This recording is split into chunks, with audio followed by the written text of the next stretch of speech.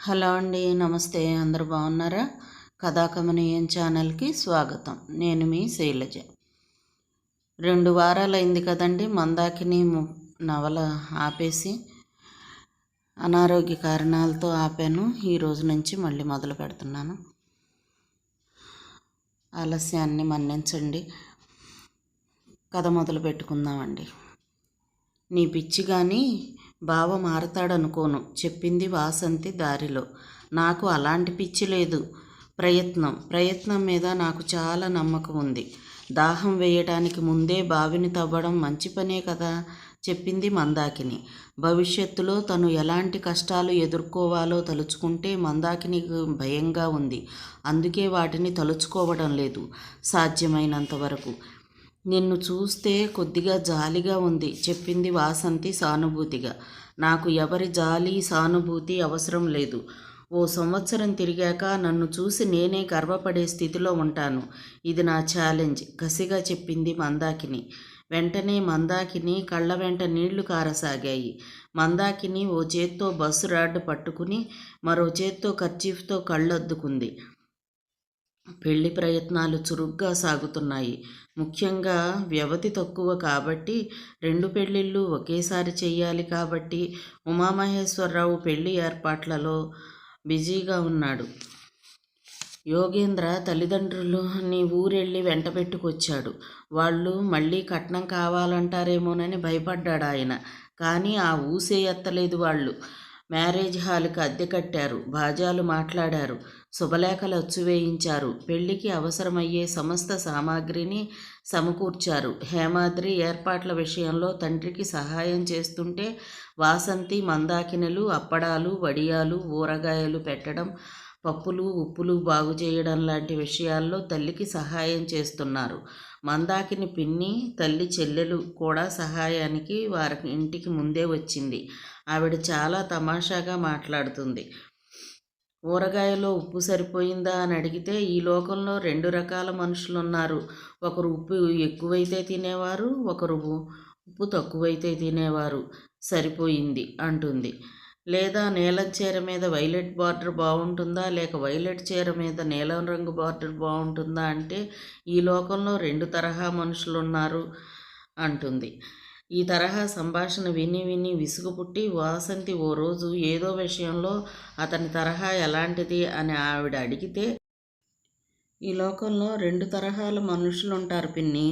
మనుషుల్ని ఎప్పుడూ 2 రకాలుగా విడదీసే మనుషులు ఒక రకమైతే, మరో రకం అలా విడదీయని వాళ్ళు. అతను 2వ తరహా వ్యక్తి అని బదులిచ్చింది. ఆవిడతో సహా అంతా నవ్వేశారు. పెళ్లి జరగబోయే ఇంట్లో ఉండే ఆనందం ఉన్నా, ఆ ఇంట్లో ఆ ఆనందంతో పాటు నేపథ్యంలో విషాదం కూడా తొంగి చూస్తోంది. రోజులు గడిచి పెళ్లి రోజు దగ్గరయ్యే కొద్దీ అది మరింత స్పష్టంగా కనిపిస్తుంది. భానుమూర్తి వసుధని ఉమామహేశ్వరరావు ఇంటికి తీసుకువచ్చి దింపాడు. అతను చెప్పినట్లున్నాడు. వసుధ మందాకిని అడిగింది, పిన్ని నిన్ను అమ్మా అని పిలవనా? నాన్న చెప్పారా? అవును పిన్ని, నీ ఇష్టం, నీకెలా తోస్తే అలా పిలు. అయితే మమ్మీ అని పిలుస్తాను. మమ్మీ లేదు డమ్మీ లేదు, అమ్మ అని పిలు. మమ్మీ బాగుంటుంది నాకు. నువ్వు మమ్మీ అంటే నేను నిన్ను పిప్పిపి అని పిలుస్తాను. చీ, అది బాలేదు. మమ్మీ అన్నా చీనే. సరే అయితే అమ్మ బాగుండదు, పిన్ని అనే అంటాలే. మందాకిని క్లోజ్ ఫ్రెండ్స్ ఒకరిద్దరూ తాము విన్నది నిజం అవునో కాదో తెలుసుకోవడానికి వచ్చారు. మందాకిని ఇష్టపడే తన బావను పెళ్లి చేసుకుంటుందని తెలిసి ఆశ్చర్యపోయారు. వద్దని వారించారు. చివరికి విసిగి వెళ్ళిపోయారు. భానుమూర్తి రోజుకోసారి వచ్చి చూసి వెళుతున్నాడు. ఒకసారి అతని నుంచి ఆల్కహాల్ వాసన వస్తుంది, ఒక్కోసారి రాదు. తాగింది లేనిది అతని ప్రవర్తనని బట్టి వాసన వచ్చినా రాకపోయినా గ్రహించవచ్చు. ఆ ఇంట్లో ఎవ్వరూ అతనితో మనసు విప్పి మాట్లాడరు. ఆ సంగతి తెలిసినా భానుమూర్తి పట్టించుకోడు. చివరికి వివాహం జరిగే రోజు రానే వచ్చింది. వాసంతి మనసు ఆనందంతో గెంతులు వేస్తుంటే మందాకిని మనసులో ఏముందో తెలియనట్లుగా గుంభనంగా ఉంది. భానుమూర్తి సూట్ కేసుతో విడిదింటికి వచ్చాడు. అతన్ని ఎవ్వరూ తీసుకురాలేదు, ఎదురుగతము పలకలేదు. అతనికి అది చిన్నతనం అని కూడా గుర్తించనట్లుగా ప్రవర్తించాడు అతను. విడిదిలో యోగేంద్రని పరిచయం చేశాక అడిగాడు, పేకాట అలవాటుందా? సారీ లేదండి. ఇట్స్ ఆల్ రైట్, ముందే అనుకున్నాను. ఫ్రెండ్స్ వస్తారులేండి. ఒకే పందిట్లో అక్కా చెల్లెళ్ళిద్దరి పెళ్ళిళ్ళు పక్కపక్కనే జరగసాగాయి. అంతా కలిపి 150 మంది దాకా హాజరయ్యారు. పెళ్లికి స్తోమత లేకపోయినా అతి ముఖ్యులను మాత్రమే పిలిచారు. భానుమూర్తిని చూసి చాలామంది అసహ్యించుకున్నారు.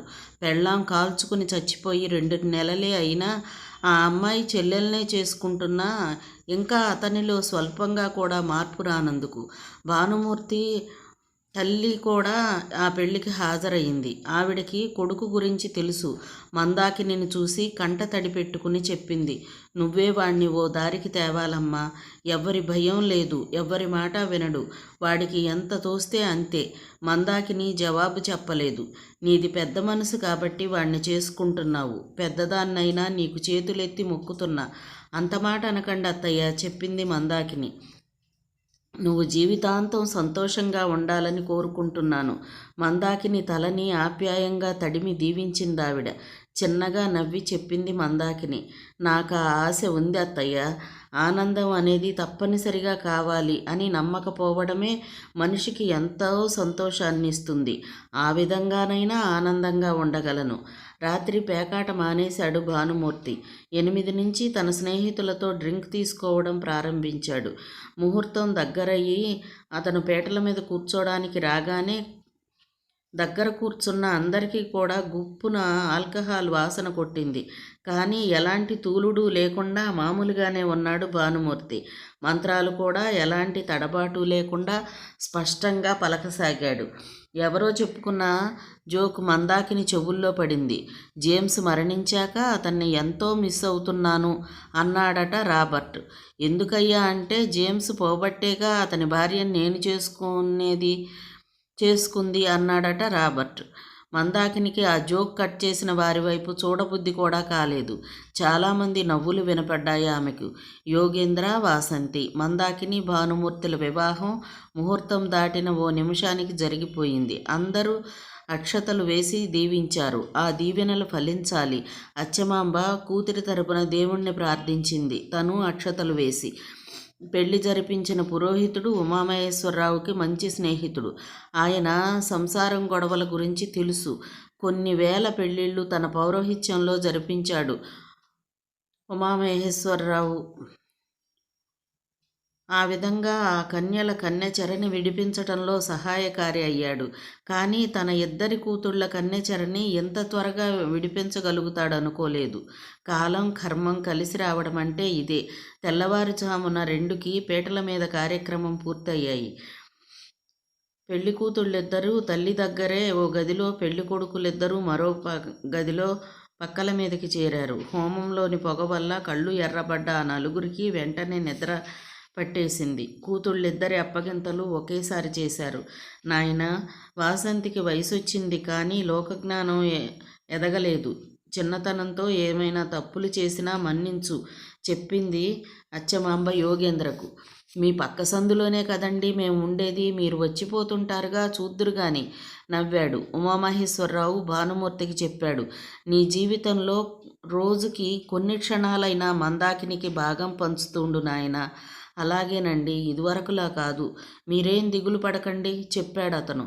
అచ్చమాంబ మందాకిని దగ్గరకు తీసుకుని చెమ్మగిల్లిన కళ్ళతో చెప్పింది, అలవాటనేది ఇనప చొక్కా లాంటిది. దాన్ని తొడుక్కున్నంత తొందరగా విప్పలేరు. అది పిగిలిపోవటం అంటూ జరగదు. ఈ సంగతి గుర్తుంచుకుని సమర్థతగా నీ కాపురం సాగించాలి. కానీ అది మానండి, ఇది మానండి అని నీ భర్తని ఆరడి పెట్టకు. అసలే తిక్క మనిషి, పైగా అతని అలవాట్లన్నీ తెలిసే చేసుకున్నావు. మందాకిని తల ఊపింది. నీకు కలిగే గాయాల్ని ఇసక మీద, సంతోషాన్ని బంగారు పలక మీద రాసుకోవాలి. అన్నీ తెలిసిన దానివి. అతను బాగుపడి నీవు సుఖపడే ప్రయత్నం చేసి అందరినీ ఆనందపరచు. తప్పకుండా. వైవాహిక జీవితానికి కోపం బద్ధశత్రువు. నీవు ఓర్పు మనిషివే, అయినా దాన్ని అదుపులో ఉంచుకో. మొగుడిని గుప్పెటిలో ఉంచుకోవాలని తల్లులు అత్తవారింటికి వెళ్ళే కూతుళ్ళకి చెప్తూ ఉంటారు. నేను అలా చెప్పను, అది తప్పు. కాబట్టి మొగుడు ఇసుక లాంటివాడు. అరచేతిలో ఉంటే కుదురుగా ఉంటుంది ఇసుక. దాన్ని మన ఆధీనంలో ఉంచాలని గుప్పెట మూస్తే చేతి వేళ్ల సందులోంచి జారిపోతుంది. మీ అమ్మ చెప్పింది 100% నిజం. ఆ మాటలు విన్న ఓ దూరపు బంధువు మెచ్చుకోలుగా చెప్పాడు. మందాకిని మనసులో తల్లి చెప్పిన ఆ ఉదాహరణ బలంగా నాటుకుంది. భానుమూర్తికి చెప్పింది అచ్చమాంబ. అబ్బాయి, ఇది వరకు ఓసారి చెప్పాను, మళ్ళీ చెబుతున్నాను. ఇంటి ఇల్లాలు ఏడవకూడదు. దేవుడు ఆడవాళ్ల కన్నీటి బొట్లని లెక్క పెడతాడని గుర్తుంచుకో. వాటికి కారణమైన మగాళ్ళని క్షమించడు. మీరేం చింతపడకండి, భయపడకండి అత్తగారు. మీ అమ్మాయిని వసంతలానే చూసుకుంటాను, ధైర్యం చెప్పాడు భానుమూర్తి. మీరు 2 నెలలు ఉంటానన్నారు కదా, జాగ్రత్తగా కాపురం చక్కదిద్ది వెళ్ళండి. వియ్యపురాలి చేతులు పట్టుకుని బతిమాలింది అచ్చమాంబ. అమ్మాయి మందాకిని, ఈ లోకంలో 2 రకాల మొగుళ్ళుంటారు. అన్ని వ్యసనాలు గలవాళ్ళు మొదటి రకానికి చెందినవారైతే, ఎలాంటి వ్యసనము లేనివాళ్ళు 2వ రకానికి చెందినవాళ్ళు. నీ మొగుడు మొదటి రకం వాడు కాబట్టి కాస్త జాగ్రత్తగా మసులుకో. రహస్యం చెప్తున్నట్లుగా పక్కకు పిలిచి గుసగుసలాడుతూ చెప్పింది మందాకినికి పిన్ని. మందాకిని చిరునవ్వు నవ్వి, అలాగా పిన్ని, నాకు తెలుసు. ఈ సంగతి చెప్పి నాకు గొప్ప మేలు చేశావు అన్నది. చివరగా వాసంతి చెప్పింది మందాకినికి, జోదరి, వ్యభిచారులు, దురాశకు కన్న బిడ్డలు, అధర్మానికి తోబుట్టువులు, పాపానికి తండ్రులు. జాగ్రత్త. ఈ విషయం మర్చిపోయి అతని కళ్ళబొల్లి మాటలు అమాయకంగా నమ్మేయక.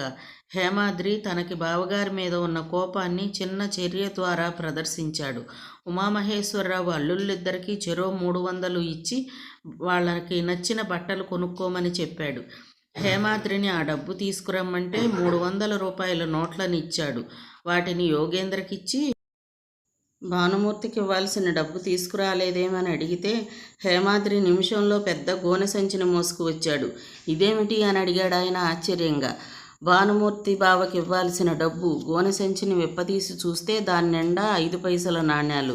మొత్తం 6,000 ఉన్నాయి బావగారు, కావాలంటే లెక్క పెట్టుకోండి చెప్పాడు హేమాద్రి ఎకశక్యంగా. ఇదేం పనిరా, గదమాయించాడు ఆయన. హేమాద్రి జవాబు చెప్పలేదు.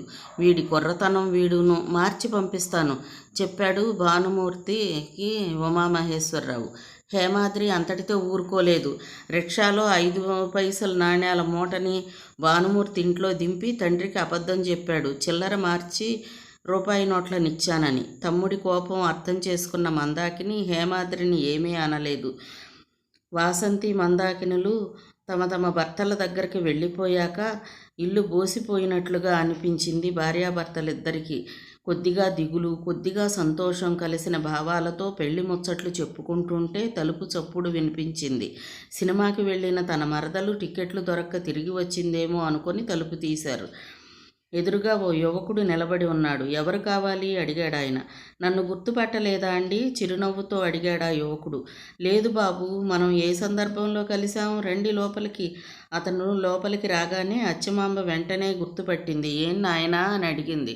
మీ అమ్మాయి మందాకిని చూడటానికి మా అక్కయ్య బావలతో కలిసి దాదాపు నెల క్రితం వచ్చాను, గుర్తుపట్టనే లేదా అడిగాడు ఆ యువకుడు. కూర్చో బాబు, ఏం కావాలి అడిగింది అచ్చమాంబ. ఇంతకాలం మీ అమ్మాయి విషయమే ఆలోచిస్తున్నానండి. నాకు మందాకిని బాగా నచ్చింది. మా వాళ్ళకి కట్నం ఆశ ఎక్కువ. మొదట్లో వాళ్ళ మాటలకి కట్టుబడిపోయాను. ఆ తరువాత కూడా 5-6 సంబంధాలు చూశాను. కానీ నాకు మీ అమ్మాయి నచ్చినంతగా మరెవ్వరూ నచ్చలేదు. చివరికి ఓ నిర్ణయానికి వచ్చాను. ఉమామహేశ్వరరావు తెల్లబోయి చూస్తూ ఉండిపోయాడు. మా వాళ్ళకి ఇష్టం లేకపోయినా కానీ కట్నం లేకుండా మందాకిని చేసుకోవడానికి సిద్ధంగా ఉన్నానని చెప్పడానికి వచ్చానండి. మీరు సరేనంటే నా జాతకం తెచ్చాను, ముహూర్తం పెట్టించండి. ఇక మా పెద్దవాళ్ల ప్రమేయం ఏమీ లేదు. ఉమామహేశ్వరరావు మాట్లాడలేక తూలి గోడ పట్టుకుని నిలబడిపోయాడు. ఆయన కళ్ళల్లో నీళ్లు. కూర్చో బాబు, అచ్చమాంబ ఆ కుర్రాడికి చెప్పి లోపలికి వెళ్ళి ప్లేట్లో లడ్డు బూందీతో వచ్చింది. తిను బాబు చెప్పి ఆ ప్లేట్ని ఆప్యాయంగా అందించి అంది. ఆ కుర్రాడు మందాకిని కోసం ఓసారి అటు ఇటు చూసి తింటున్నాడు. ఎలా ఉన్నాయి బాబు? అవి మందాకిని పెళ్లికి చేయించిన లడ్డూలు. అతను అప్పుడు గమనించాడు ఆ ఇంట్లోని మార్పుని. కొత్తగా సున్నం కొట్టిన గోడలు, గడపలకి రాసిన పసుపు కుంకుమలు. మందాకినికి పెళ్ళయి ఇవాళ్టికి సరిగ్గా 2 రోజులయ్యింది. వెంటనే ఆ యువకుడికి కొరపోయింది. నెత్తిమీద కొట్టుకొని మంచినీళ్లు తాగాడు గబగబా. ఓ సారీ, నాకు తెలియదు. ప్లేట్ని కింద పెట్టి లేచి నిలబడ్డాడు అతను. తడబడుతూ. అచ్చమాంబ కళ్ళల్లో సన్నటి కన్నీటి పొరతో చెప్పింది, నీకు మందాకిని నిజంగా నచ్చితే మొన్న రాత్రి 9కి వచ్చినా బాగుండేది. రాత్రి 11:20కి ముహూర్తం. అతని మొహంలో ఎంతో లజ్జ. ఇక పెళ్లి కాదని ఓ కసాయి వాడికి విధి లేక ఇచ్చి చేశాం ఆ బంగారు బొమ్మని. మందాకిని మీద దిగులు మళ్ళీ ఊరికి రావడంతో విలవిల ఏడుస్తూ చెప్పింది అచ్చమాంబ.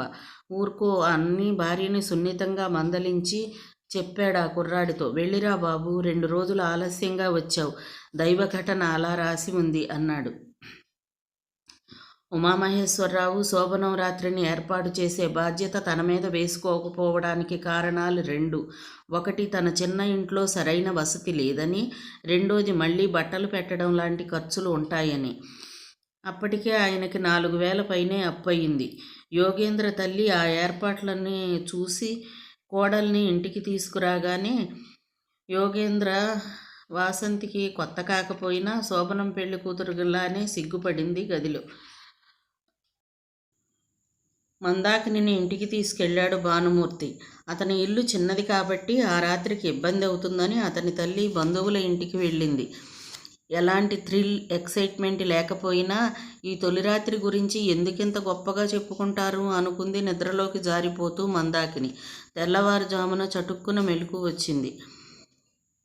మర్నాడు ఉదయం భానుమూర్తి ఆలస్యంగా నిద్రలేచేసరికి మందాకిని తలంటి పోసుకుని వంట చేస్తుంది. గుడ్ మార్నింగ్, కాఫీ హుషారుగా కేకేశాడు. బ్రష్ చేయండి, ఈలోగా చేస్తాను. బెడ్ కాఫీ నా అలవాటు నాకు. ఈ రోజు నుంచి ఆ అలవాటు మానుకోండి. వెంటనే భానుమూర్తి మొహంలో కోపం ప్రవేశించడం గమనించింది మందాకిని. అయిష్టంగానే లేచి బాత్రూంలోకి వెళ్ళాడు. మందాకిని గోడకు ఆనుకుని అలాగే నిలబడి ఆలోచించసాగింది. ఆ ఇంట్లోకి అడుగుపెట్టిన 24 గంటలు కాకుండానే మొదటిసారిగా భర్త మొహంలో కోపాన్ని చూసింది. తన నిర్ణయాలు ఏమయ్యాయి? ఎట్టి పరిస్థితుల్లోనూ అతనికి కోపం రాకుండా జాగ్రత్తగా ఉండాలనుకుంది. తండ్రి తనకి ఒంటరిగా చేసిన బోధన గుర్తొచ్చింది మందాకినికి. అమ్మాయి, గెల్లడం అంటే ఏమిటో నీకు తెలుసు. అకస్మాత్తుగా, అనుకోకుండా శరీరంలో సున్నితమైన ప్రదేశంలో కలిగే తీవ్రమైన బాధ. గెల్లగానే దూరంగా జరగాలనిపిస్తుంది. అది భౌతికమైన అనుభూతి. అలాంటి మానసిక అనుభూతే కోపం అంటే. అలాంటి అనుభూతి ఇష్టాన్ని భంగపరిచే చర్య వల్లనో, బాధ కలిగించే తిట్టులాంటి మాట వల్లనో కలిగి ఆ వ్యక్తికి దూరంగా వెళ్ళాలనో లేదా తిరిగి అలాంటి బాధను కలిగించాలనో అనిపిస్తుంది. అందుకే చాలామంది మొగుళ్ళు పెళ్ళాలని ఉట్టినే కొట్టరు. మాటల ద్వారానో చర్యల ద్వారానో మొగుడిని మానసికంగా గిల్లి అతని చేత దెబ్బలు తింటారు. కోపం కలిగించటం ఎలాంటి బాంధవ్యంలో కూడా మంచిది కాదు. ముఖ్యంగా భార్యాభర్తల బంధంలో ఇది అస్సలు మంచిది కాదు. శాశ్వతంగా గుర్తించుకోమ్మా ఈ సంగతి. ఏమిటి, అప్పుడే అమ్మా నాన్నలు గుర్తొస్తున్నారా? టవల్తో మొహం తుడుచుకుంటూ నవ్వుతూ అడిగాడు బాత్రూంలో నుంచి వచ్చిన భానుమూర్తి. లేదండి, ఎంతమాత్రం లేదు. మందాకిని కాఫీ చేసి గ్లాసులో పోసి భానుమూర్తికి అందించి తల వంచుకుని చెప్పింది. అప్పుడు ఆమెకు తల్లి చెప్పిన మా గుప్పెట్లో ఇసుక సంగతి గుర్తొచ్చింది. సారీ, బెడ్ కాఫీ బాగుంటుందని ఇందాక అలా అన్నాను. ఆరోగ్యానికి అది మంచిది కాదు. అయినా మీ అలవాటు మార్చుకోలేకపోతే మీ ఇష్ట ప్రకారమే కానియండి. అదేమిటో అలా అంటావు? నవ్వాడు. ఆ రోజు ముగ్గురు సినిమాకి వెళ్ళారు. వారం రోజులు పెట్టిన సెలవు అయిపోవడంతో మర్నాడు ఆఫీస్కి వెళ్ళిపోయాడు భానుమూర్తి. మందాకినికి భానుమూర్తి దినచర్యలో ఏం నచ్చకపోయినా తన అసమ్మతిని తెలియనివ్వలేదు. మౌనంగా అతన్ని పరిశీలిస్తూ ఉండిపోయింది. తను చెక్కబోయే శిల్పానికి ఆ రాయి పనికి వస్తుందా రాదా అని అన్ని కోణాల నుంచి ఓ శిల్పి రాతిని పరీక్షిస్తున్నట్లు భానుమూర్తి అలవాట్లని, మనస్తత్వాన్ని, దినచర్యని, స్నేహితులని, అతనికి దేని మీద ఎక్కువ ఆసక్తి ఉంది, ఏవంటే అయిష్టం, బలహీనతలు, అభిరుచులు మొదలైనవన్నీ మందాకిని నిశ్చింతగా నిశ్శబ్దంగా పరిశీలిస్తూ ఉండిపోయింది. ఉదయం 8:30కి నిద్రలేస్తాడు. తలనొప్పిగా ఉందనుకుంటే ఇంట్లో ఉండే బ్రాందీని కాఫీలో కలుపుకునో లేదో అలానే తాగుతాడు. గబగబా తయారై బయటపడతాడు. టైం ఉంటే కాసేపు వసుధతో కబుర్లు చెప్తాడు. మళ్ళీ రాత్రి 11 దాటాక ఏ ఫ్రెండో డ్రాప్ చేస్తే తూలుతూ వస్తాడు. నిద్రపోతున్న వసుధను ముద్దులాడి ఇంకా ఓపికంటే నాటకంలో తన పోర్షన్ చదువుకుంటాడు, లేదా సిగరెట్ కాలుస్తూ ఆలోచిస్తూ ఉంటాడు, లేదా కళ్ళు తెరుచుకుని తన పోర్షన్ డైలాగులు నెమరు వేసుకుంటాడు. నిద్రపోబోయే ముందు మందాకిని దగ్గరగా తీసుకుంటాడు. హుషారుగా ఉంటే రకరకాల కబుర్లు చెప్తాడు భానుమూర్తి. అలా మాట్లాడుతుంటే మందాకిని అడ్డుపడదు, వింటుంది, ఇంకా మాట్లాడడానికి ప్రోత్సహిస్తుంది. ఆ మాటల్ని బట్టి అంతర్నేత్రానికి కూడా కనపడని అతని మనసులో గూడు కట్టుకున్న భావాలని అర్థం చేసుకోవడానికి ప్రయత్నిస్తుంది. భానుమూర్తి ఎందుకిన్ని అలవాట్లకు బానిసయ్యాడు అని అతని మాటల వెనక ఆలోచనల వెనక శోధిస్తుంది. భానుమూర్తి మాట్లాడేటప్పుడు అలాంటి సమయాల్లో ధారాళంగా అతని ప్రమేయం లేకుండానే బూతులు వెలువడుతూ ఉంటాయి. అతను చిన్నప్పుడు అక్షరాభ్యాసం చేశాక స్కూల్లో చదువుకున్న పుస్తకాల్లోని భాషలాగా కొందరు తెలుగు మాట్లాడుతుంటే ఎలాంటి ఇంగ్లీషు పదాలు అలవాటుగా దొర్లుతాయో అలా భాషలో చోటు చేసుకుంటడం గమనించింది మందాకిని. అతని అలవాట్లని వెనకగల ప్రేరణని తెలుసుకోవాలనుకుంది, కానీ అది మందాకినికి సాధ్యం కాలేదు. ఆ రోజు ఆదివారం, వాళ్ళ పెళ్ళయ్యాక వచ్చిన తొలి ఆదివారం అది. ఇంకా మందాకిని పరాయి వాళ్ళింటికి అతిథిగా వచ్చి ఉన్నానన్న మానసికంగా ఫీల్ అవుతూనే ఉంది. తనకంటూ ఆ ఇంట్లో ఎక్కడా ఎలాంటి ప్రత్యేకమైన స్థానం లేదనే భావనతోనే ఉంది. ముందు రోజు రాత్రి ఆలస్యంగా వచ్చాడు భానుమూర్తి. తెల్లవారుజాముకి ఆలస్యంగా పడుకున్నాడని లేపలేదు అతన్ని. ఉదయం 9:30కు వచ్చాడు మిత్రుడు. ఇంకా పడుకునే ఉన్నాడా, లేపండి చెప్పాడు.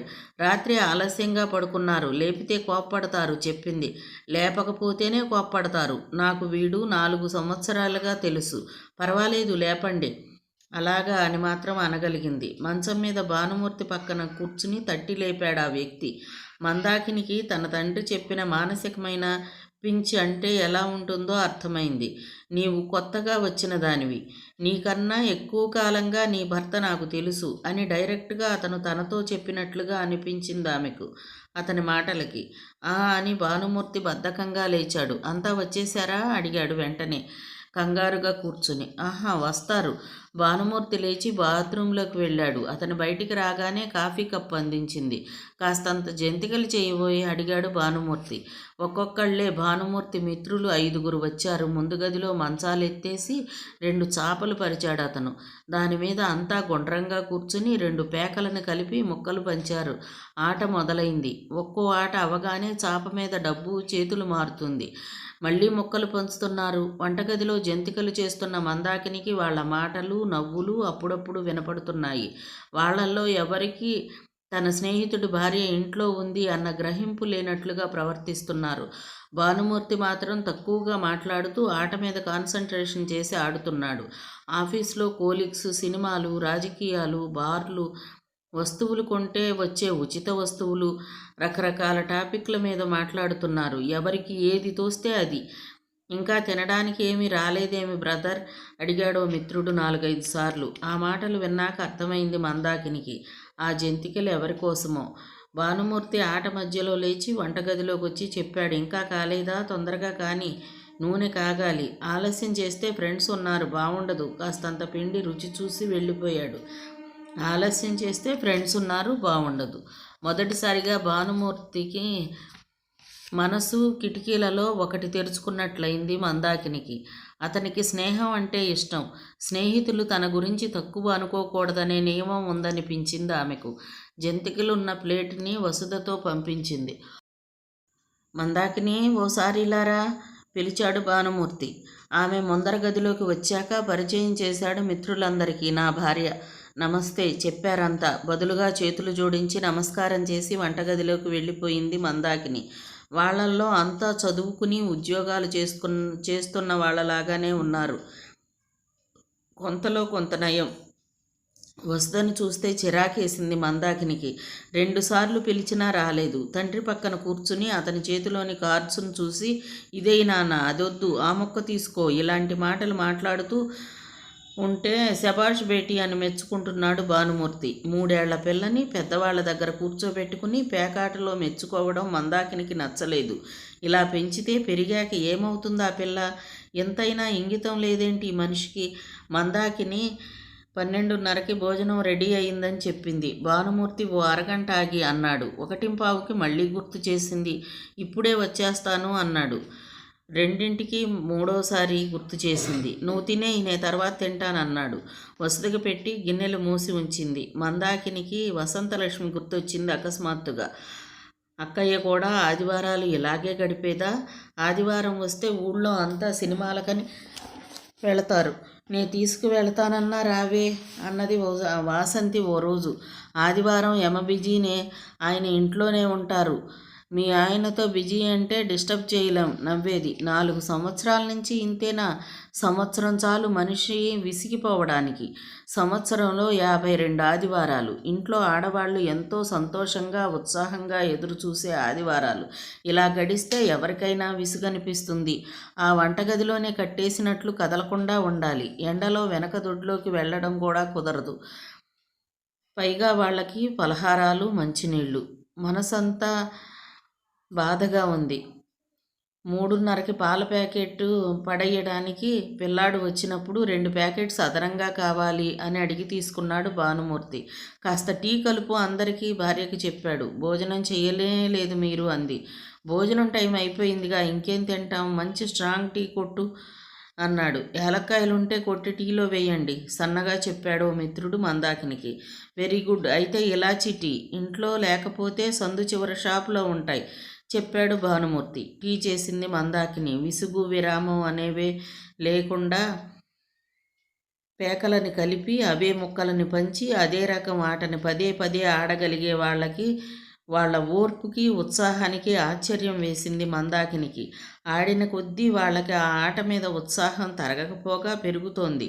ఆ ఆటలోని రూల్స్ గురించి మధ్య మధ్యలో చిన్నగా దెబ్బలాడుతూ, క్రితంసారి ఆడినప్పుడు కూడా ఇలాంటి సందర్భాల్లో ఏ రూల్ పాటించారో గుర్తుకు తెచ్చుకుంటున్నారు. ఓసారి ఇంగ్లీష్లో, మరోసారి తెలుగులో మాట్లాడుకుంటున్నారు. ఓసారి అంతా ఒకేసారి గోలగా మాట్లాడుకుంటున్నారు. మరోసారి ఎంతో నిశ్శబ్దంగా ఉండిపోతారు అంతా. మొక్కల వంక దీక్షగా చూస్తూ అడపాదడపా నిశ్శబ్దాన్ని భంగపరుస్తూ ఎవరో ఒకరు ఏదో ఒకటి మాట్లాడతారు. కానీ ఆ మాటలకి మిగతా వాళ్ళు పట్టించుకున్నట్లుగా కనపడరు. సాయంత్రం 4ంటికి పాత పేక తీసేసి ఆ స్థానంలో కొత్త పేకతో మళ్ళీ ఆట మొదలెట్టారు. 5గురిలో 3 లేచారు ఇక ఆడమని. కూర్చో గురువు, ఈ ఒక్క ఆట ఆడి వెళుదువు గాని చెప్పాడు భానుమూర్తి. ఆహా, మా ఆవిడ్ని ఫస్ట్ షోకి తీసుకెళ్ళాలి. హోమ్ డిపార్ట్మెంట్ ఆర్డరా? అలాంటిదే, మా బావమరిది బుక్ చేశాడు టికెట్స్, తప్పదు. ఫస్ట్ షోకి ఇంకా టైం ఉందిగా. కాదు, వెళ్ళాలి. అతను వెళ్ళిపోయాడు. నువ్వేంటి అప్పుడే లేచావు? 150 సంపాదించాననే. కూర్చో కూర్చో ఒత్తిడి చేశాడు భానుమూర్తి ఇంకో స్నేహితుడిని. వెళ్ళాలి, నా సడ్డుగుడి పుట్టినరోజు. ఏదో అబద్ధం. 4 డబ్బులు సంపాదించుకుంటే ఇక అక్కడ చస్తే ఉండడు. 6:30కి పేకాట ఆపేశారు. ఆఖరిసారి మా అందరికీ టీ కొట్టించబోయి అలా బయటికి వెళ్ళొస్తాం చెప్పాడు భానుమూర్తి భార్యకి. టీ తాగి బయటకు వెళుతుంటే అడిగింది మందాకిని. తొందరగా వచ్చేస్తారుగా? ఓ గంటలో వస్తాను. భానుమూర్తి వెళ్ళాక మందాకిని వస్తుందని గదమాయించి, పిలిస్తే రావే, మొగరాయిల్లాగా వాళ్ళ దగ్గర కూర్చుంటావే, పేకాటను చూస్తున్నావే, బాగుపడే లక్షణాలేనా? ఏమ్మా చూస్తే? తప్పది, చూడకూడదు. మరైతే వాళ్ళు ఆడొచ్చా? అది తప్పే. నా ఇష్టం. 3 ఏళ్ల వసుధ అట్లా మాట్లాడుతుందని ఎప్పుడూ అనుకోలేదు.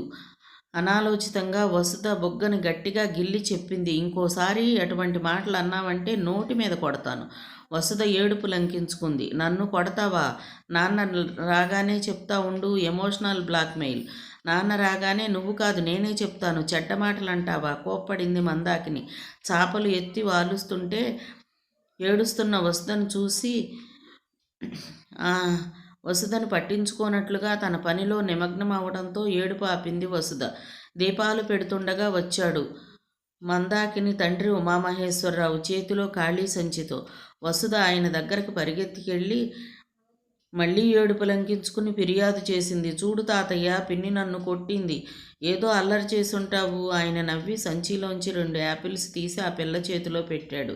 రండి నాన్నగారు ఆనందంతో ఆహ్వానించింది మందాకిని. నువ్వు పిన్నిని కొత్తు తాతయ్య. ఆయన చెయ్యిని పట్టుకొని గారంగా లాగింది వసుధ. పోయి ఆడుకో వసు మందలించింది మందాకిని. నన్ను కొత్తలేదు నువ్వు. పిన్ని దేనికి కొట్టింది? వసుధని ఎత్తుకుని ముద్దు పెట్టుకుని అడిగాడు ఉమామహేశ్వరరావు. మళ్ళేమో నాన్న పేకాడుతుంటే నేను పక్కన కూర్చుని నాన్నకి ఆట చెప్పాను కుళ్ళుమోతూ. తప్పు కదూ, పేకాట ఆడుతుంటే నాన్నగారి పక్కన ఉండకూడదు. కాసేపు నిద్రపోయాలే, కూర్చోండి నాన్నగారు అంది ఆమె. ఆయన కూర్చున్నాక అడిగింది మంచినీళ్ళిచ్చి. అమ్మ తమ్ముడు కులాసానా? మళ్ళీ అటు రానేలేదే నువ్వు. వారం దాటుతుంది, చూసిపోదామని వచ్చాను. ఏది తీరిక లేక. వాసంతి వచ్చిందా? చిన్నగా నవ్వి చెప్పాడు ఆయన. వాళ్ళు హనీమూన్కి ఢిల్లీ వెళ్ళారు. ముస్సోరీ వెళ్ళారట. 10-15 రోజుల తర్వాత వస్తారు. లోకల్ ఉత్తరం రాసింది. కాఫీ కలిపి తండ్రికి తెచ్చిచ్చింది మందాకిని. యాపిల్ పండు తింటూ తాతయ్య ఒళ్ళో కూర్చుంది వసుధ. ఎలా ఉంది సంసారం? బానే ఉంది చెప్పింది మందాకిని. చిన్నగా నిట్టూర్చాడు ఆయన. అల్లుడు లేడా అడిగాడు. పొద్దున్నుంచి ఇంట్లోనే ఉన్నారు, ఇప్పుడే బయటకు వెళ్ళారు. కూర్చోండి వస్తారు. ఏముందమ్మా? ఉదయం డాక్టర్ గారింట్లో సత్యనారాయణ వ్రతం చేయించాను. దీపారాధన చెయ్యాలి. వెళ్ళొస్తాను. ఓసారి రాకూడదు? అమ్మ మనసంతా నీ మీదే అనుకో. రేపు ఆయన ఆఫీస్కి వెళ్ళాక వస్తాను. అబ్బాయినేం అనకమ్మా, కొందరి తరహా అంతే. వసంతలక్ష్మి తెగ పోట్లాడేది మీ బావతో. బదులుగా నవ్వింది మందాకిని. మాటలు మరణిస్తాయి కానీ గుర్తులు చావవంటారు. 10 కాలాల పాటు కాపురం చేసుకోగలగడమే గొప్పదనం. మందాకిని ఆయన్ని గుమ్మం దాకా సాగనంపింది. ఆ రాత్రి సెకండ్ షో విడిచిపెట్టే టైంకి వచ్చాడు భానుమూర్తి. అన్నం వడ్డించనా అడిగింది. అన్నం ఏమిటి? ఎంత రాత్రి వెధవన్నం తినే వచ్చాలే. ఆ లుంగీ గారిని అందుకో, ఫ్యాన్ గారిని వెయ్యి. లుంగీ కట్టుకుని వసుధ దగ్గరగా వెళ్ళాడు. నిశ్శబ్దంగా వసుధను ముద్దు పెట్టుకుని చెప్పాడు. పడుకుందాం, రేపు ఆఫీస్ ఉంది. అతనికి ఎందుకో విసుగ్గా ఉండటంతో మందాకిని మౌనంగా ఉండిపోయింది. తలుపు తీయగానే కనపడ్డ మందాకిని చూసి ఆనందంగా నవ్వుతూ అడిగింది అచ్చమాంబ. ఏమిటే బొత్తిగా సీతకన్నేసావే? రామ్మ, ఏమే పిల్ల, ఎలా ఉన్నావు? వసుధని అలకరించింది. మందాకినికి తల్లి అలా పిలవడంతో ఎవరో కొత్త వాళ్ళ ఇంటికి వచ్చిన భావం కలిగింది. ఇదివరలో ఆ ఇల్లు తనది అనే భావన. ఇప్పుడు కేవలం పుట్టిల్లు మాత్రమే. పెళ్లి కబుర్లు, వాసంతి గురించి, యోగేంద్ర గురించి మాట్లాడుకున్నారు తల్లి కూతుళ్ళు. ఎలా ఉన్నాడు అల్లుడు అడిగింది ఆవిడ. బాగానే ఉన్నారు. ఏమైనా మారాడా? నేను వెళ్ళి పట్టుమని 10 రోజులు కూడా కాలేదుగా, అప్పుడే ఏం చెప్పను. నువ్వు అక్కడ ఏం కష్టాలు పడుతున్నావో అని కుమిలిపోతున్నాననుకో. అచ్చమాంబ కళ్ళు నీళ్లతో నిండిపోయాయి. ఇంతదాకా అలాంటివేం లేవు, ఊరికే బాధపడకు చెప్పింది మందాకిని విసుగ్గా. ఇవాళ వస్తానన్నావట, నీకిష్టమని కాకరకాయ వేయించాను. వేయిస్తుంటే అనిపించింది ఇదేం కర్మ దీనికి, చిన్నప్పటి నుంచి చేదు ఇష్టమని. అబ్బబ్బా అమ్మా, మళ్ళీ విసుక్కుంది మందాకిని. భోజనం చేసి మధ్యాహ్నం 3:30 దాకా ఉండి బయలుదేరబోతూ తల్లిని ఆహ్వానించింది మందాకిని. వీలు చూసుకుని రామ్మా, నువ్వు అసలు ఇల్లే కదలవుగా. అలాగే వస్తాను, భోజనానికి ఉండేలా రా. మీ అత్తగారు లేరా? లేరు, వెళ్ళిపోయారు. వచ్చే నెల వస్తారట. మందాకిని రిక్షా మాట్లాడుకుని వసుధతో ఇంటికి బయలుదేరింది. వసుధ అక్కడే ఉంటానని రానని మారం చెయ్యడంతో ఉంచేసి తను ఒంటరిగా బయలుదేరింది. రాత్రి యథాప్రకారం ఆలస్యంగా వచ్చాడు భానుమూర్తి తూలుతూ. పెళ్ళేది అడిగాడు ఖాళీగా ఉన్న వసుధ మంచం చూసి. ఉదయం ఇంటికెళ్ళాను, మా అమ్మ దగ్గరే ఉంటానని గొడవ చేస్తే ఉంచి వచ్చాను. ఎవరి పర్మిషన్ తీసుకొని ఉంచావే అంటూ అనకూడని పదాలతో మాట్లాడసాగాడు. సారీ చెప్పింది మందాకిని వెంటనే. అతని కోపం ఎంత త్వరగా వచ్చిందో అంత త్వరగా పోయింది. నే కూడా చెప్పాడు నొచ్చుకుంటున్నట్లుగా. ఎందుకని అడగలేదు మందాకిని. ఇవాళ రిహార్సల్స్లో గొప్పగా చేశాను. కీర్తిశేషుల్లో నే వేసిన క్యారెక్టర్ కన్నా గొప్ప పాత్ర ఇది. నాకు తప్పనిసరిగా అవార్డు వచ్చి తీరుతుంది చెప్పాడు. ఎవరిస్తారు అవార్డు అడిగింది మందాకిని. ఎవరేమిటి, పరిషత్తు వాళ్ళు. పరిషత్ అంటే నాటకాల ప్రదర్శనలు కండక్ట్ చేసి best actor, best drama, best production, best direction ఇలాంటి అవార్డులు ఇచ్చే పరిషత్తును గురించి ఉత్సాహంగా చెప్పాడు భానుమూర్తి. చెప్తుంటే అతని మొహంలో కదలాడుతున్న సంతోషాన్ని చూసి ఓపికగా విన్నది మందాకిని. ఆ అవార్డులు సంపాదించాలన్న అతని పట్టుదల అర్థమైంది. అవార్డు వస్తే దాన్ని ఏం చేస్తారు అడిగింది మందాకిని అతని మాట్లాడడం ఆపాక. ఏం చేస్తానేంటి, అది ఎంతో గొప్ప కదా. ఎవరి ముందు గొప్ప? అందరి ముందు. అందరి ముందంటే ఆఫీసులో కోలీగ్స్ ముందు, తోటి నటీనటుల ముందు, ఫ్రెండ్స్ ముందు. నాటకాల తర్వాత నన్ను జడ్జిగా కూడా పిలుస్తారు. అందువల్ల మీకేం వస్తుంది? మందాకిని వంక పిచ్చిదాన్ని చూసినట్లుగా చూశాడు భానుమూర్తి. ఏం వస్తుందేమిటి? అంత మెచ్చుకుంటే అదో తృప్తి. మందాకినికి తన సమాధానం అర్థం కానట్లు భావించి మళ్ళీ చెప్పాడు భానుమూర్తి. చెప్తా విను. సిగరెట్ వెలిగించుకుని అరమోడ్పు కళ్ళతో దాన్ని నోటితో 2 సార్లు పీల్చి చెప్పసాగాడు. టెన్సింగ్ ఎవరెస్ట్ పర్వతం ఎక్కాడు. ఎందుకు? అతనికేం వచ్చింది అలా చేస్తే? వాడెవడో అమెరికా వాడు చంద్రుడి మీద నడిచి వచ్చాడు. ఎందుకుట? ఒలింపిక్ గేమ్స్ని అంతంత ఖర్చు చేసి ఏర్పాటు చేస్తారు. అన్ని దేశాల నుంచి కొన్ని వేల మంది పాల్గొంటారు. ఎందుకుట? ఆగి మందాకిని వంక చూశాడు. ఎందుకో తెలుసా అన్నట్లుగా తల అడ్డంగా తిప్పింది మందాకిని. ప్రేమగా ఆమె తల మీద చిన్న మొట్టికాయ వేసి చెప్పాడు భానుమూర్తి. నువ్వు నాకు నచ్చావు. మీ అక్కయ్యకి ఇంత ఓపిక ఉండేది కాదు నే చెప్పేది వినడానికి. తాగి వచ్చారు, ఎక్కువ మాట్లాడకుండా పడుకోండి అనేది. మనిషి అన్నాక కొద్దో గొప్ప తెలివితేటలు ఉండాలి ఇలాంటివి అర్థం చేసుకోవడానికి. మనకి జంతువులకి తేడా ఏమిటి? ఏం చెప్తున్నాను? అతను సైడ్ ట్రాక్ అయ్యాడని గ్రహించి అందించింది మందాకిని. ఓ ఇవన్నీ ఎందుకు? ఒకడు బ్యాడ్మింటన్ ఆడతాడు, ఒకడు ఫుట్బాల్ ఆడతాడు, ఒకడు మ్యాజిక్ చేస్తే ఇంకొకడు మిమిక్రీ చేస్తాడు, ఒకడు చెస్ ఆడతాడు, ఒక ఆమె నాట్యం చేస్తుంది, ఇంకొకరు గొంతెత్తి పాడితే మరొకరు వాయిద్యాలు వాయిస్తారు. ఇవన్నీ ఎందుకు చేస్తారు? మందాకిని అతను చెప్పేది శ్రద్ధగా వింటోందని గ్రహించి తృప్తిగా మళ్ళీ చెప్పసాగాడు. చాలామందికి ఆఫీసు, ఇల్లు, పిల్లాడు, పిల్ల, భార్య, కుటుంబ సభ్యులు ఇంతే. ఇంకే ప్రపంచం తెలియదు. వాళ్ళ పరిధి ఆ కాస్తలోనే. అలా రొటీన్గా జీవించి చివరికి ఏమవుతారు? చస్తారు.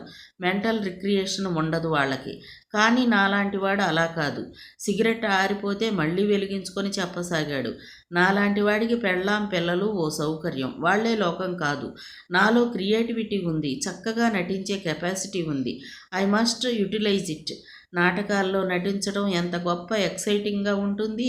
నా మూమెంట్స్కి, నా డైలాగ్స్కి ప్రేక్షకులు చప్పట్లు కొడుతుంటే, వన్స్ మోర్ అంటుంటే ఆ బ్లడీ ఆల్కహాల్ ఇచ్చే కిక్కు దాని ముందు ఎందుకు పనిచెయ్యదు. I want to act. I want to make my audience enjoy. నాలో ఆ గొప్పతనం ఉంది. అది అందరూ గుర్తించి కీర్తించాలన్న తపన ఉంది. మందాకినికి తన భర్త మనసులోని మరో కిటికీ తెరుచుకున్నట్లుగా అనిపిస్తుంది అతని మాటలు వింటుంటే. లేచి బ్రాందీ బాటిల్ తెచ్చుకుని నీళ్లతో కలుపుకోకుండా గటగటా తాగేశాడు. ఉద్వేగంగా చెప్పుకుపోతున్నాడు భానుమూర్తి.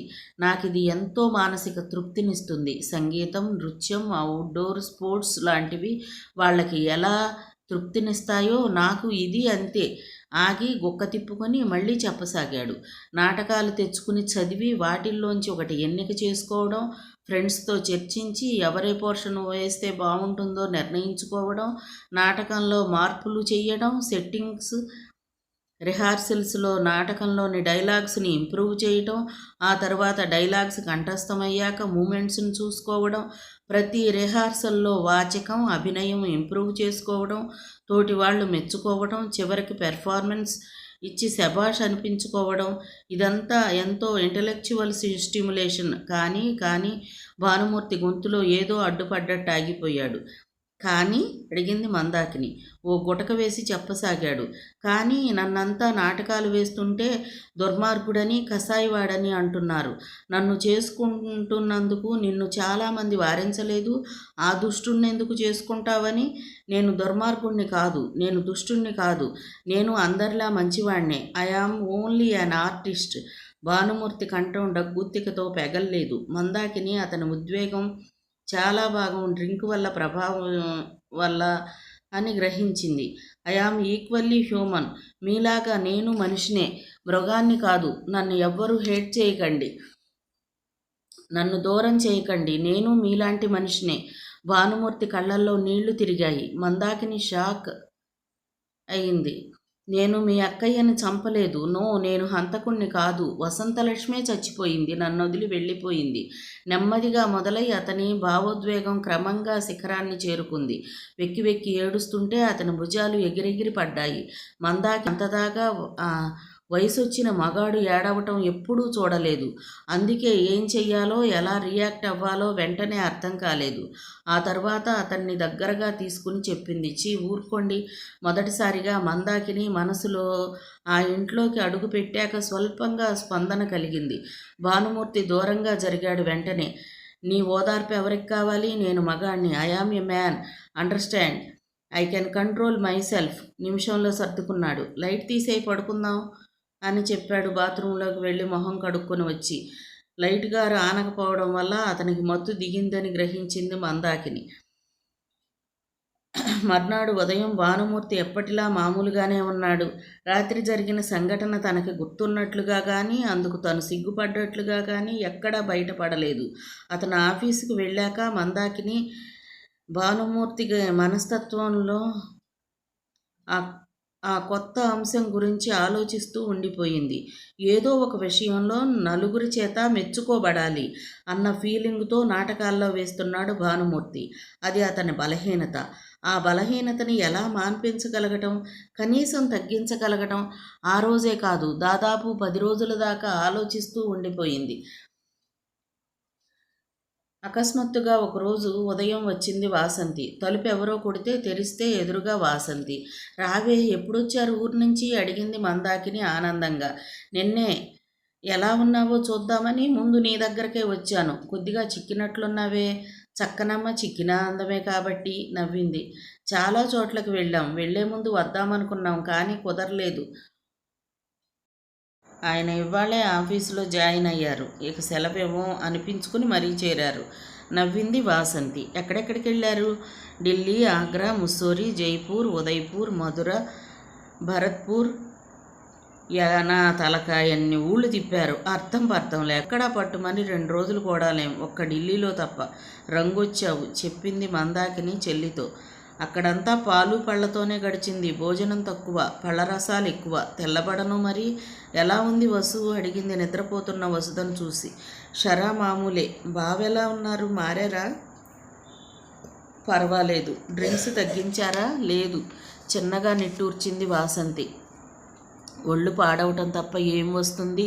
ఈయనకి ఆ దొరలవాటు ఉన్నట్లుంది. 1-2 సార్లు టూర్లలో బతిమలాడారు ఒక్క బీరు తాగుతానని. నేను ఒప్పుకోలేదు అంటూ చెప్పింది వాసంతి. కుశల ప్రశ్నలు వేసుకుంటూ మాట్లాడుకుంటూ చెప్పింది వాసంతి. అన్నట్టు 9వ నంబర్ సంబంధం కుర్రాడు గుర్తున్నాడా? పెళ్ళైన 2 రోజుల తర్వాత నువ్వు వచ్చావని, కానీ కట్నం తీసుకోకుండా నిన్ను చేసుకుంటానికి సిద్ధమేనని అమ్మతో చెప్పాడట. ఆ వెధవ అంత ఆలస్యం చేశాడు. నేనప్పుడే చెప్పానా 9వ నంబర్ మంచిదని? అలాగా. వాసంతి వెళ్ళిపోయాక మందాకిని మనసు నిండా ఎంతో స్తబ్దత. కొత్తగా పెళ్ళైన వాసంతికి తనకి ఎంత తేడా!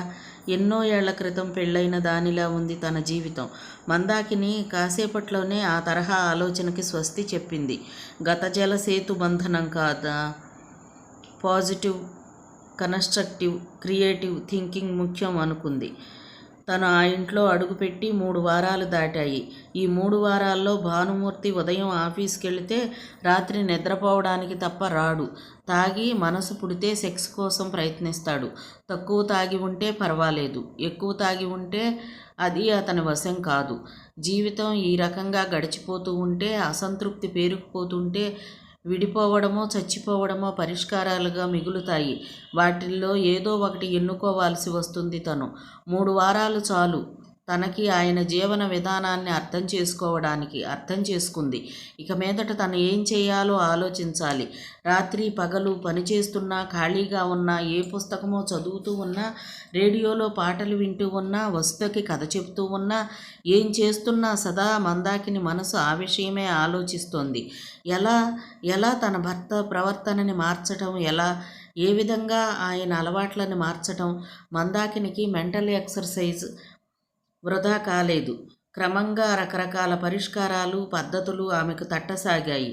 వాటిని మనసులోనే బేరీజు వేసుకుంటుంది. దేనివల్ల ఎలాంటి ఫలితం రావచ్చో ఊహిస్తుంది. ఏది సులభంగా ఆచరణీయ యోగ్యమో ఏది కాదో ఆలోచిస్తుంది. దేనివల్ల ఎంత ఇంపాక్ట్ ఉంటుందో అంచనా వేస్తోంది. ఏది తన భర్తకి నచ్చుతుందో, ఏది రుచించదో కూడా అంచనా వేస్తుంది. దాదాపు అలా 15-20 రోజులు మదనపడ్డాక మందాకినికి తన ఆలోచనలకి ఒక రూపం వచ్చినట్లుగా జీవం పోసుకుని ఫీల్ అయింది. తన భర్తని క్రమంగా చెడుదారి నుంచి రుజుమార్గానికి మళ్లించే కార్యక్రమానికి ఓ పథకం ప్రకారం నిర్వహించగలనన్న ధీమా ఏర్పడింది. కానీ తన భర్తని గురించి, ఆయన మనసులోని భావాల గురించి ఇంకాస్త తెలుసుకోవడం కూడా మంచిదనిపించింది మందాకినికి. తాను నాటకాల్లో వేషాలు వేయడానికి భానుమూర్తికి ఓ కారణం ఉంది. అలాగే మిగతా వాటికి అతనికి కారణాలున్నాయేమో కనుక్కోవాలనుకుంది. సూటిగా ప్రశ్నించింది. సందర్భాన్ని బట్టి అతనికి తెలియకుండానే అతని చేత అవి వెళ్ళగక్కించాలి. అందుకు జాగ్రత్త అయిన పథకం అవసరం. చక్కని అవకాశాలు అవసరం. వాటి కోసం అన్వేషించసాగింది మందాకిని. ఆ ఆదివారం ఉదయం 10:30కి బయటకు వెళ్ళాడు భానుమూర్తి నాటకం రిహార్సల్స్కి. మధ్యాహ్నం 3:30కి వచ్చాడు. 4:30కి పేకాట మిత్రులంతా వచ్చారు. ముందు గదిలో యథాప్రకారం పేకాట మొదలైంది. వంటగదిలోకి వచ్చాడు. మందాకినికి అందరికీ టిఫిన్ చేయమని చెప్పడానికి. నేనో సలహా చెప్పనా అడిగింది. ఏమిటన్నట్లు విసుగ్గా చూశాడు. మీ అందరూ డబ్బు అలా జోతగాళ్ళలా పక్కన పెట్టుకుని ఎప్పటికప్పుడు పంచుకునే కంటే కాగితం మీద రాసుకుని వెళ్ళబోయే ముందు సెటిల్ చేసుకోవచ్చుగా. ఇంటికి ఎవరైనా వస్తే నీట్గా కనిపిస్తారు. జవాబు చెప్పకుండా వెళ్ళిపోయాడు. కానీ తన సలహాని భానుమూర్తి పాటించినందుకు మందాకినికి ఆనందం కలిగింది. అదో చిన్న తొలి విజయం అనుకుంది. మిగతా కథ రేపటి భాగంలో చూద్దామండి. కథ విన్నందుకు ధన్యవాదాలు. ఈ కథ మీకు నచ్చితే ఒక లైక్ చేయండి, షేర్ చేయండి, మా ఛానల్ని సబ్స్క్రైబ్ చేసుకోండి, నన్ను సపోర్ట్ చేయండి. ఉంటానండి. Thank you.